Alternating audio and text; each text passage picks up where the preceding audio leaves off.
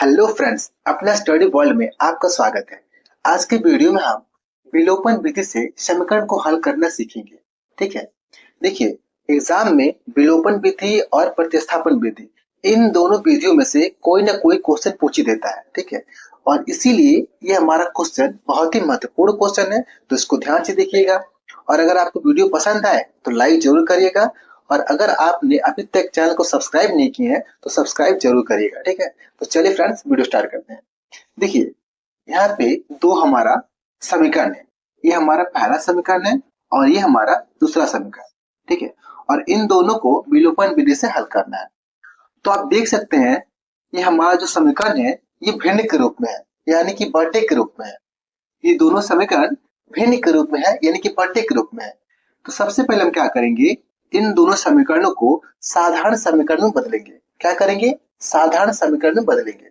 ठीक है, तो यहाँ पे लिखेंगे हम हल।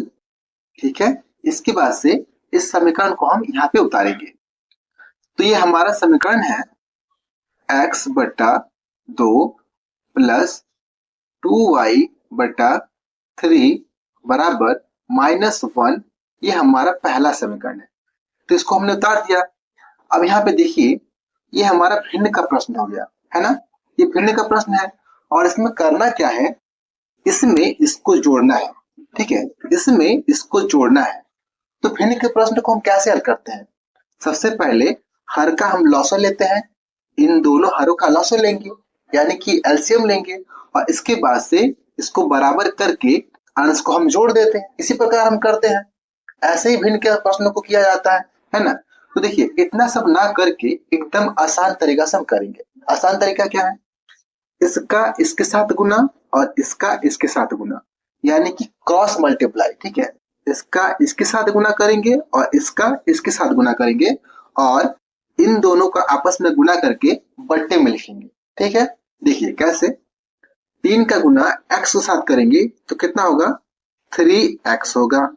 ठीक है, और ये प्लस इस 2 का गुना ये 2y के साथ करेंगे तो कितना होगा, 2 दूनी का 4, 4y हो जाएगा। कितना होगा, 4y। और बट्टे का इन दोनों को आपस में गुना करेंगे तो कितना होगा, 3 दूना का 6, 6 होगा। तो हमने यहाँ पे लिखा 6, और बराबर ये -1 को उतार देंगे। ठीक है, इतना आपको अच्छे से समझ में आ गया होगा। ठीक है, अब यहाँ पे देखिए, यहाँ पे इस 6 का इस 1 के साथ क्या रिश्ता है, यानी कि क्या कनेक्शन है, इसका इसके साथ गुना है। समझ रहे हैं, इसका इसके साथ गुना का रिश्ता है। तो क्या करेंगे हम, इसका इसके साथ गुना करेंगे, यानी कि 6 का 1 के साथ गुना करेंगे।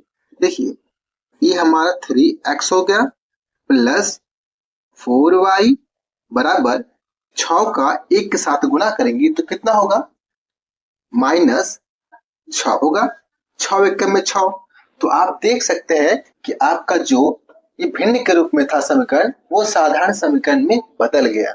ठीक है, आपका जो भिन्न के रूप में था ये पहला समीकरण, वो साधारण समीकरण में बदल गया है। ठीक है, तो इसको हम मान लेंगे समीकरण 3, क्योंकि पहले हमने यहाँ पे पहला और दूसरा दो समीकरण हमने मान रखा है, तो इसको हम मानेंगे तीसरा समीकरण। क्या मानेंगे हम, समीकरण नंबर 3। ठीक है, अब इसी प्रकार इसको भी हम साधारण समीकरण में बदलेंगे। ठीक है, तो इसको पहले हम यहाँ पे उतारेंगे। ये हमारा है x माइनस y/3 बराबर 3। इस समीकरण 2 है। ठीक है, तो इसको भी हम साधारण समीकरण में बदलेंगे इसी प्रकार। तो आप देख सकते हैं यहाँ पे ये जो हमारा समीकरण है ये भिन्न के रूप में है। ठीक है, इसमें क्या करना है, इसमें x में से y/3 को घटाना है। ठीक है, x में से y/3 को घटाना है। तो देखिए यहाँ पे x का हर नहीं है। ठीक है, तो जिसका हर नहीं होता है उसके नीचे हम 1 रखते हैं, यानी कि जिसका हर नहीं होता है उसका हर हम 1 मानते हैं। ठीक है, तो क्या करेंगे हम, इस x का हर हम 1 मानेंगे। ठीक है, तो इसका हर हम 1 मानेंगे, तो इसको कुछ इस प्रकार लिख देते हैं, x/1। देख रहे हैं, इसका हर अब हो गया। अब क्या करेंगे हम, सेम पहले की तरह जैसे हमने इसका किया था वैसे ही इसका इसके साथ और इसका इसके साथ क्रॉस मल्टीप्लाई करेंगे, ठीक है। तो 3 का x के साथ क्रॉस मल्टीप्लाई करेंगे तो कितना होगा 3x, 3x हो गया। फिर ये माइनस और 1 का y के साथ गुना करेंगे तो कितना होगा y ही होगा, ठीक है। और बटे का इन दोनों को आपस में गुना करेंगे तो कितना होगा 3 होगा और बराबर ये 3, ठीक है। अब यहाँ पे देखिए इसका इसके साथ क्या कनेक्शन है, यानी कि गुना का रिश्ता है, गुना का कनेक्शन है। तो इन दोनों को आपस में गुना करेंगे, ठीक है। तो पहले हम इसको यहाँ पे उतारेंगे तो ये हो जाएगा 3x माइनस वाई बराबर इन दोनों को आपस में गुना करेंगे तो कितना होगा 3 तिहाई 9, 9 हो गया, ठीक है। तो ये भी हमारा जो समीकरण है जो भिन्न के रूप में था अब ये साधारण समीकरण में बदल चुका है, ठीक है। तो क्या करेंगे हम, तो अब इस समीकरण को हम समीकरण नंबर 4 मान लेंगे, ठीक है। क्योंकि हमने यहाँ पे समीकरण नंबर 3 मान रखा है तो इसके बाद इसको हम समीकरण नंबर 4 मानेंगे, ठीक है। तो इतना हो गया। अब देखिए अब क्या करेंगे हम, इसके बाद से इस पे हम विलोपन विधि का यूज करेंगे, यानी कि इसको आगे हम हल करेंगे विलोपन विधि से। अब समझिए विलोपन विधि में होता क्या है। देखिए यहाँ पे 2 समीकरण है ना, तो दोनों समीकरणों में से किसी एक पद को, या तो x के पद को या तो y के पद को, दोनों समीकरणों में से किसी एक पद को हम क्या करते हैं आपस में बराबर करते हैं।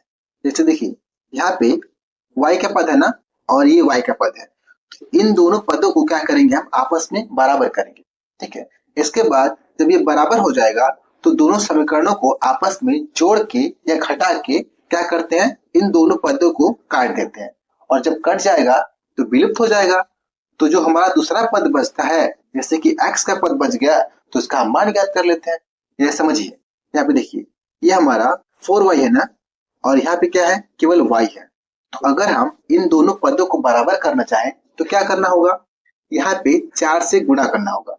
तो अगर हम यहाँ पे 4 से गुणा कर देंगे तो ये दोनों पद आपस में बराबर हो जाएंगे, ठीक है। तो इसके लिए हमको क्या करना होगा, इन दोनों पक्षों में यानी कि इस समीकरण के दोनों पक्षों में इधर भी 4 से गुणा करना होगा। तो गुणा कर देंगे तो यहाँ पर भी 4y हो जाएगा और यहाँ पर भी 4y हो जाएगा। इसके बाद दोनों समीकरणों को आपस में जोड़ के या घटा के क्या करेंगे हम इन दोनों पक्षों को आपस में काट देंगे तो बच जाएगा हमारा x का पद, तो इसका हम मान ज्ञात कर लेंगे, ठीक है। मगर एक चीज यहाँ पे ध्यान से देखिए, यहाँ पे पहले से ही ये जो हमारा x का पद है ये पहले से ही बराबर है। यहाँ पे 3x है और यहाँ पर भी 3x है, तो दोनों बराबर है। इसका मतलब कि हमको बराबर करने का झंझट ही खत्म हो गया, समझ रहे हैं। यहाँ पे बराबर करने का झंझट ही खत्म हो गया। तो हमको क्या करना होगा, अब हमको समीकरण 3 में से समीकरण 4 को अगर हम घटा देते हैं तो ये दोनों आपस में कट जाएंगे, क्योंकि ये प्लस है और ये माइनस हो जाएगा तो कट जाएगा। तो हम y के पद का मान ज्ञात कर लेंगे, ठीक है। तो यहाँ पे लिखेंगे हम कि समीकरण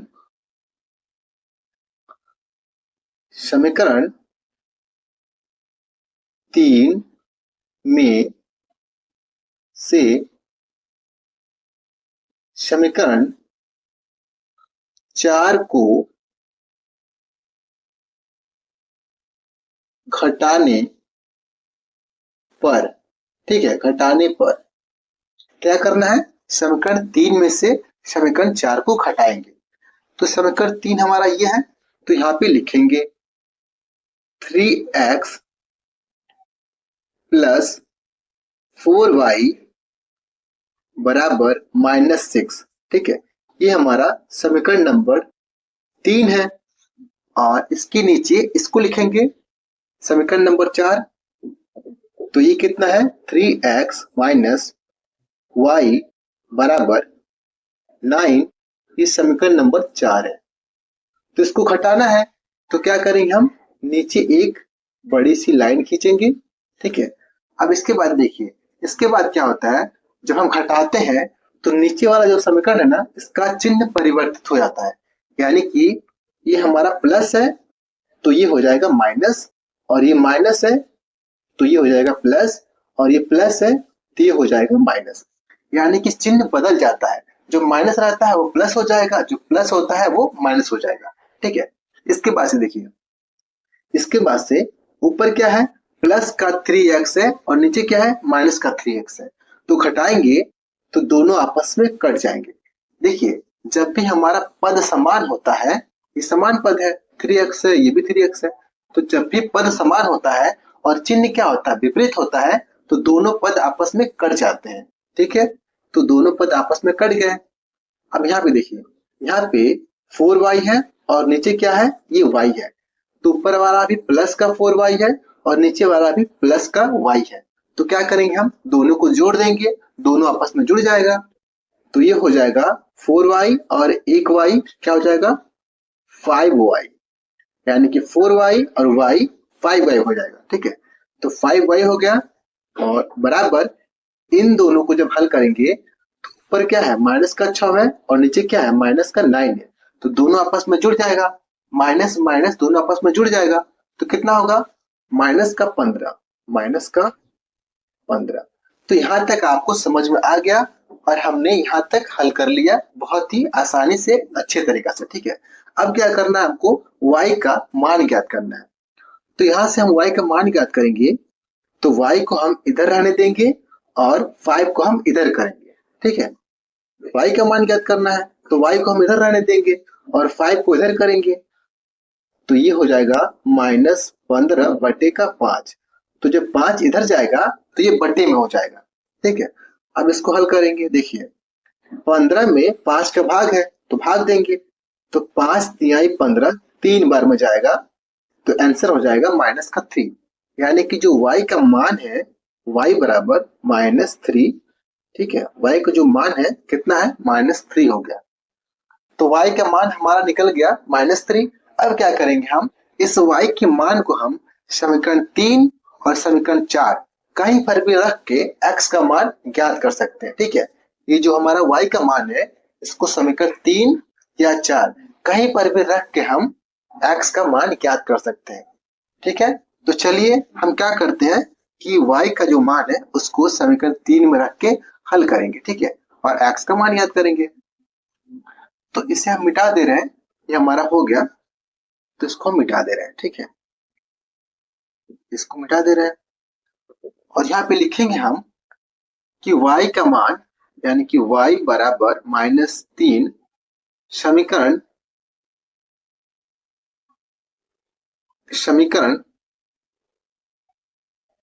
3 में